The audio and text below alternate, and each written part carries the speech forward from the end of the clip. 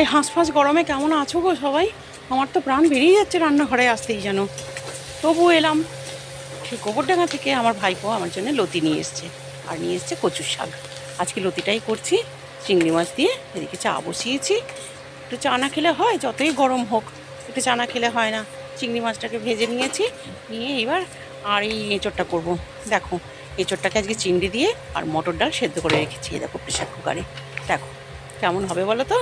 এরকম করে করে একবার খেয়ে দেখো, খুব সুন্দর হয়। কিন্তু এটা কিন্তু নিত্য নতুন আমার একটা রেসিপি। সবাই এমনি মটর ডাল দিয়ে অনেকেই করতে দেখেছি, কিন্তু মটর ডাল দিয়ে চিংড়ি দিয়ে খেতে কিন্তু একটা অন্য ধরনের টেস্ট, খুব ভালো লাগে খেতে। আর সেই গোবরডাঙ্গা থেকে আনা, ফেলবো কী করে বলো দেখিনি? লতির একটা টুকরোও আমি ফেলিনি। কেটে কুটে বেছে ভালো করে ধুয়ে নিয়ে চাপিয়ে দিলাম। আর এদিকে ভাতটাও অর্ধেকটা ফুটিয়ে নিয়েছি। আমি এটাই তো করি, অর্ধেক ফুটিয়ে রেখে দিই, তারপরে আবার করি। আর আমার জন্য কিন্তু গরম ভাত আমি একদম খাবো না এই গরমে। এই দেখো জল ঢালা ভাত রয়েছে, লতিটা প্রায় হয়েই গেছে। একটু ঘেঁটে দিই ভালো করে, আর একটুখানি চিনিও দেবো এর মধ্যে। একটু চিনি না দিলে না, এই সমস্ত জিনিসগুলোতে একটু চিনি দিতে হয়। জানি লোকে বলবে ঘটিরা বেশি চিনি খায়, কিন্তু না, চিনি যার দেওয়ার সেটাই না দিলে কিন্তু ব্যালেন্স ঠিক হয় না। আর এটা আমি এঁচোড়টা বসাবো। পেঁয়াজটা ভেজে নিলাম গোটা জিরে আর শুকনো লঙ্কা ফোড়ন দিয়ে, আর এর মধ্যে একটু আদা রসুন আর কাঁচা লঙ্কা বাটা দেবো। রসুন এই কারণেই দিলাম, যেহেতু চিংড়ি মাছ পড়বে। এঁচোড়টা দিয়ে কষে নিয়ে ডালটাকে ঢেলে দিয়ে এইবার কষে নিয়ে খানিকটা জল দিয়ে দেবো। সস ব্যবহার করেছি, টমেটো দিইনি। তার কারণ হচ্ছে গিয়ে, টমেটো দিলে না এঁচোড়টা ভালো গলতে চায় না। সেই কারণে এঁচোড়টাকে পুরো গলিয়ে দিয়ে আমি একটু সস দিয়ে দিই, তাতে কালারটাও ভালো আসে আর খেতেও বেশ ভালো লাগে। ডালটা বেশ হাফ হাফ গলেছে, পুরোটা গললে কিন্তু ভালো লাগবে না। দিয়ে দিলাম ডালটার মধ্যে, দিয়ে ভালো করে ফুটিয়ে নিয়ে একটু ভাজা মশলা দেবো। ভাজা মশলা দিয়ে নামিয়ে দেবো। ভাজা মশলাটা আমার অনেক দিনের করা হয়েছে, কিন্তু সেরকমভাবে এখন আর তরকারিতে দেওয়া হয় না, তাই এখন একটু রয়ে গেছে। আবার তৈরি করতে হবে ভাজা মশলা। তার কারণ ভাজা মশলার জন্যই কিন্তু এই মশলার হাত থেকে আমি একটু রেহাই পাই। কোনো তরকারিতে মনে হলো আমি কিছু মশলা বাটতে পারছি না, একটু ভাজা মশলা দিয়ে দিলাম, ব্যাস হয়ে গেল। আর তোমাদের একটা জিনিস দেখাই, ধৈর্য কাকে বলে তোমরা নিজের চোখেই দেখো।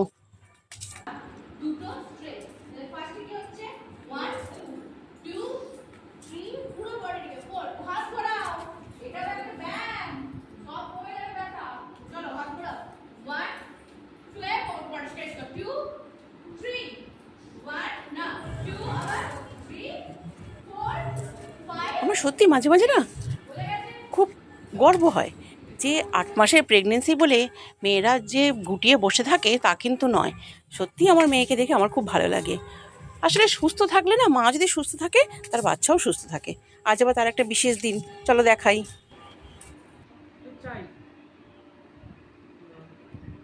বিবাহবার্ষিকী একা একা পালন করতে যাচ্ছে, আমাদের নিয়ে যাচ্ছে না। কোথায় ভাবলাম আমাদের একটু নিয়ে টিয়ে যাবে, একটু আমাদের খাওয়ানো দাওয়ানো করাবে, তা না। এদিক ফিরে বল, তাহলে তো বুঝবো। রাতে খাওয়াবে? ঘরে মাংস নিয়ে এসে খাওয়ালে হবে? খাবি না? দেখবো। এইটাই আমি প্রলয়কে জিজ্ঞাসা করবো যে বাইরের খাবার খাওয়া হয়েছে কি হয়নি। ঠিক আছে? 2 বছরের বিবাহ বার্ষিকী। না না হয়নি।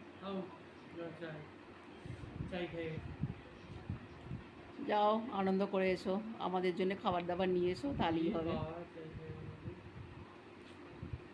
চললো রানীমা বিবাহবার্ষিকী পালন করতে, দুজনে মিলে চললো। সাবধানে যেও। জামাই মাটন এনে দিয়ে গেল, বললো মা মাটনের হালকা করে ঝোল করো আর ভাত করো, এই গরমে রুটি করতে যেও না, রান্নাঘরে কিন্তু হাঁফসে মরে যাবে। সত্যি আমরা মায়েরা জানি রান্নাঘরে কতটা কষ্ট হয়। যেমন বাইরে কষ্ট, তেমন কিন্তু আমাদের রান্নাঘরেও কষ্ট। কেউ যদি ভাবো আমরা আরামে থাকি ঘরের মধ্যে, মায়েরা কিন্তু অনেকটা কষ্ট ভোগ করে। আর এদিকে অবস্থা দেখো আমাদের রাতের।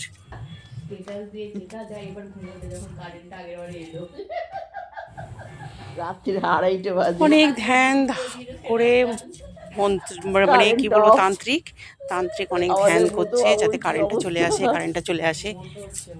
এখন মন্ত্র পড়া চলছে। হুট করে কারেন্ট চলে গেলে কারেন্টটা আসে, রাত্রেবেলা কতটা কষ্ট হয়। সেই কারণে কিন্তু জানে যদি মন্ত্রতে কাজ না হয় তাহলে একটা মোটা লাঠি আছে ওর জন্য বরাদ্দ। এখনো 3 মিনিট আছে। এখনো 3 মিনিট আছে, ঠিক আছে দেখছি এই 3 মিনিটের মধ্যে যদি কারেন্ট না আসে আবার ফু দিচ্ছে, ফুয়ের কি জোর। এবার আমি একটু ঘুমোচ্ছিলাম, আমায় পর্যন্ত ঘুমোতে দিল না। হ্যাঁ ও কারেন্ট আসছে বেশি। ফুয়ের জোর দেখছো? ফুয়ের জোরটা দেখিয়ে দাও। আচ্ছা কতক্ষণ থাকে আগে দেখি, তারপর কি এসি চালাবি? দাঁড়াও একটু বাজে, এ আমার পাড়ায় ফেরাচ্ছে। এখনো জিম হচ্ছে মুরগির মতন।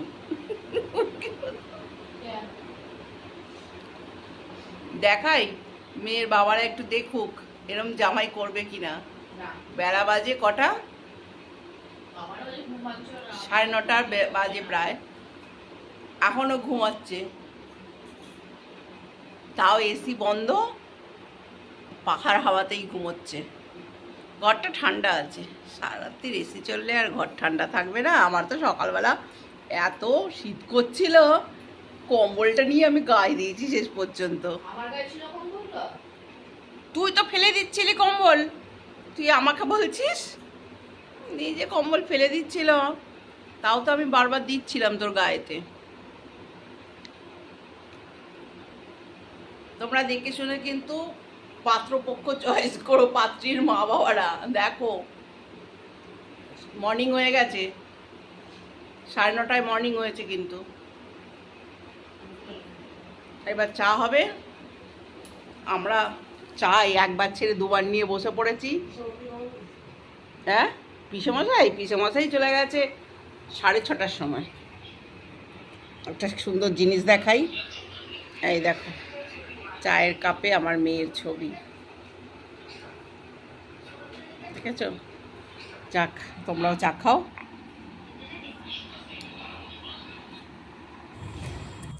ওরা দু ভাই বোনে এই উঠছে ঘুম থেকে, আমি এদিকে এসে ফলটাকে ভিজিয়ে দিয়েছি। এখনকার এই ফলগুলোকে না এরকম জলে ভিজিয়ে রাখতে হয়, গরমটা কেটে যায়, বিশেষ করে আম। আর এই আঙুরটাও তো এখন যা রোগ শুনছি আঙুর থেকে আসছে। চলো আমি আরম্ভ করি ব্রেকফাস্টের আয়োজন। তোমরা ভালো থেকো, সুস্থ থেকো, আবার পরে দেখা হবে তোমাদের।